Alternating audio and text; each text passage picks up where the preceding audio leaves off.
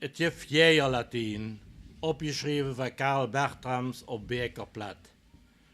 Köbus war erg breit op Hase und Knien. An der Abend zwischen Dar und Düster schnappte der Köbus sich in Mang und in Jaffel und trug op het Feld an, sein Früng der Darestite sage, wie sagt. Wenn Köbus dann nach Hause kam, lagen für gewöhnlich eine oder zwei Früng in de Mang.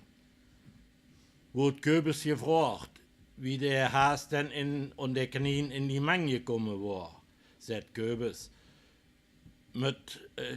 Sagt Köbus mit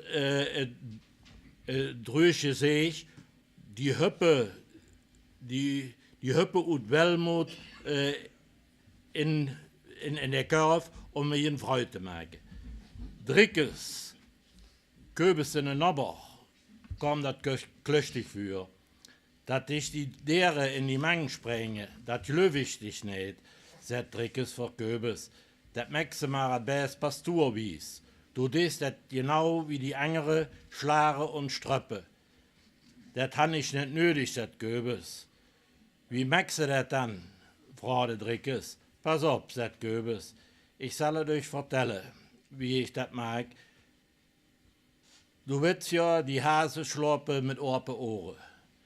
Wenn ich nu durch das Feld lob und sinnende Has in de Fuhr lege, dann blieb ich in einen halben Schritt für der Has stehen und kiek ihm dann durch die in die Ohren.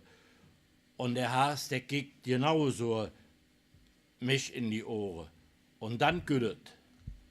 Dann jon ich ganz höch der Hase rum. Und was passiert? Der Has, der dreht sich doch Knick auf. So geht das. Dann brug ich den bloß noch in die Mangde schmiede und nach Hemde trage. Denn Lope kann der ja nicht mehr. Jetzt wird Bescheid, Drickes. Ist das wahr, was du mich da vertellt hast, sagt Drickes vor Köbus. Wenn das geloren ist, Drickes, rog ich mich doch durch an der Erde Mutz, sagt Köbus und ging auf das Feld, sein Freund der Darestite zu sagen.